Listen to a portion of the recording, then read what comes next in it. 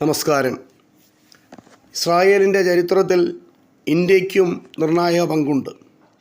ലോകത്തിൻ്റെ വിവിധ ഭാഗങ്ങളിലേക്ക് ചിതറിക്കപ്പെട്ട ഇസ്രായേൽ ജനത ഇന്ത്യയിലുമെത്തി. ഇന്ന് ഇന്ത്യയിലെത്തിയ ഇസ്രായേൽ ജനതയെപ്പറ്റിയുള്ള ചരിത്രമാണ് നിങ്ങളുമായി പങ്കുവെക്കുന്നത്. യഹൂദരുടെ രാജാവായ ശലോമോനെക്കുറിച്ച് നമുക്കറിയാം.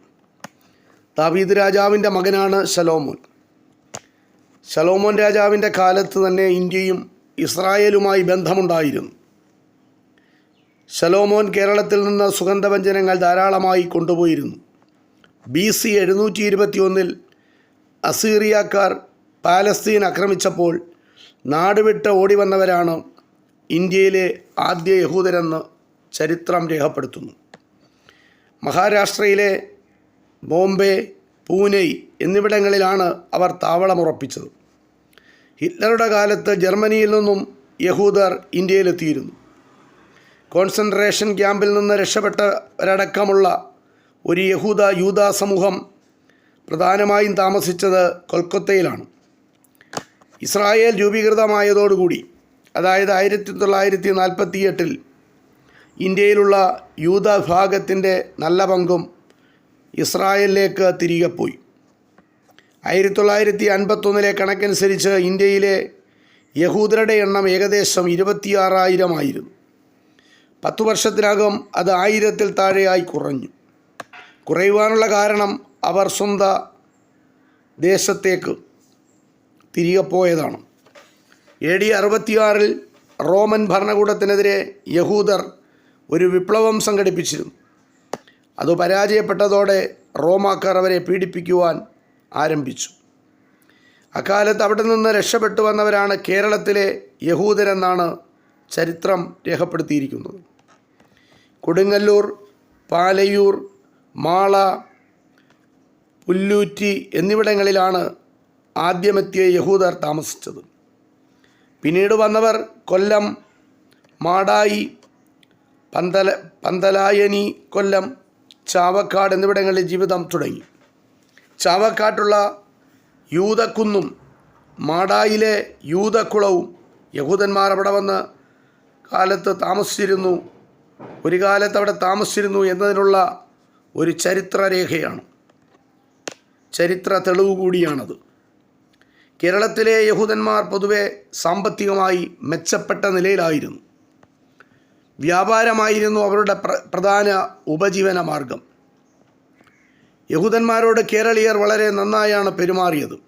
വ്യാപാരത്തിൽ കേമന്മാരായ യഹൂദന്മാരെ കൊച്ചി രാജാവ് പ്രോത്സാഹിപ്പിക്കുകയും ചെയ്തിരുന്നു. എന്നാൽ 16-ാം നൂറ്റാണ്ടിൽ ഇന്ത്യയിൽ പോർച്ചുഗീസുകാർ വന്നതോടുകൂടി ഇന്ത്യയിലെ യഹൂദന്മാരുടെ സ്ഥിതി അങ്ങ് മാറി. പോർച്ചുഗീസുകാർ യഹൂദരെ ആക്രമിക്കുകയും അവരുടെ സിനഗോഗുകൾ നശിപ്പിക്കുകയും ചെയ്തു. കൊടുങ്ങല്ലൂരായിരുന്നു പോർച്ചുഗീസുകാരുടെ ശല്യം രൂക്ഷമായത്. കൊടുങ്ങല്ലൂർ ഒരു നല്ല മികച്ച വ്യാപാര കേന്ദ്രവും ഒക്കെ ആക്കി യഹൂദർ വളർത്തിയെടുത്തിരുന്നു. അവിടെ എത്തിയ പോർച്ചുഗീസുകാർ യൂതരെ ആക്രമിക്കുകയും അവരുടെ വിശുദ്ധ ഗ്രന്ഥങ്ങളും പ്രാർത്ഥനാ പുസ്തകങ്ങളും സുനഗോഗുകളുമെല്ലാം തീവച്ച് നശിപ്പിക്കുകയും ചെയ്തു. പീഡനം അസഹ്യമായപ്പോൾ യൂത സമൂഹം മട്ടാഞ്ചേരിയിലേക്ക് താമസം മാറ്റി. 1565 മട്ടാഞ്ചേരിയിൽ അവർ എത്തി. 1567 അവിടെ ഒരു സിനഗോഗ് പണിയുകയും ചെയ്തു. പോർച്ചുഗീസുകാർക്കു ശേഷം വന്ന ഡച്ചുകാരും ഇംഗ്ലീഷുകാരും യഹൂദരെ ഉപദ്രവിച്ചില്ല. മാത്രമല്ല അവർക്ക് ചില സഹായങ്ങൾ നൽകുകയും ചെയ്തു.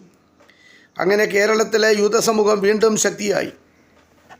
1948 ഇസ്രായേൽ നിലവിൽ വന്നതോടെ യഹൂദരിൽ നല്ല പങ്കും കേരളം വിട്ട് അവിടേക്ക് പോയി. ഇനി കേരളത്തിൽ 10-ൽ താഴെ മാത്രമേ യഹൂദർ അവശേഷിക്കുന്നുള്ളൂ. കേരളത്തിലെ യഹൂദരോട് ഇവിടുത്തെ ഭരണാധികാരികൾ നല്ല രീതിയിലായിരുന്നു പെരുമാറിയിരുന്നത്. അതിൻ്റെ ഏറ്റവും വലിയ തെളിവാണ് കൊടുങ്ങല്ലൂരിൽ നിന്ന് കണ്ടെടുത്ത ജൂത ശാസനം. ഭാസ്കര രവിവർമ്മൻ എന്ന ചേര രാജാവ് യഹൂദ പ്രമാണിയായ ജോസഫ് അറമ്പാനും ചില സൗജന്യങ്ങൾ നൽകിയതിൻ്റെ രേഖയാണ് ജൂത ശാസനം. അദ്ദേഹത്തിനും മക്കൾക്കും രാജപദവിയാണ് ഭാസ്കര രവിവർമ്മ അനുവദിച്ചത്. അതുകൂടാതെ മറ്റ് അനേകം ആനുകൂല്യങ്ങളും യഹൂദ സമുദായത്തിന് കേരളത്തിലെ ഭരണാധികാരികൾ ചേരവംശ രാജാക്കന്മാർ നൽകിയിരുന്നതിൻ്റെ പല തെളിവുകളും ഇന്ന് നിലവിലുണ്ട്. ഇത് ഇന്ത്യയിൽ വന്നു താമസമാക്കിയ യഹൂദന്മാരെ പറ്റിയുള്ള ചില ചെറിയ വിവരങ്ങൾ നിങ്ങളുമായി പങ്കുവച്ചു. ഇത് ഇത്രമാത്രം. നന്ദി, നമസ്കാരം.